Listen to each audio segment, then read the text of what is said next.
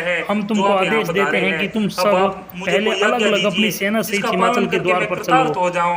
हम यह सबके सुनकर शिव जी पश्चात ने हंसते वहां हुए कहा आवेंगे। कि हे विष्णु जी ने पर्वतराज, यह सुनकर हम यहाँ सबको शिव जी तपस्या का करने आदेश के हेतु सुनाया। आए हैं उस और आदेश कुछ के दिनों तक अनुसार यहीं ही निवास सब करेंगे। अलग अलग हम केवल अपनी यही सेना चाहते सहित हैं चले तथा कि जब हिमाचल के तक द्वार में हम प्रवेश यहाँ करने रहे लगे। तब तक मैना हमारे ऐसी समीप धूमधाम कोई से न आते हुई आवे। बारात को देखकर हिमाचल ने इस प्रसन्न आज्ञा हो को कहने लगी, शिरोधार्य करते वाह हुए वाह कहा कैसी कि सुंदर हे बारात स्वामी, है।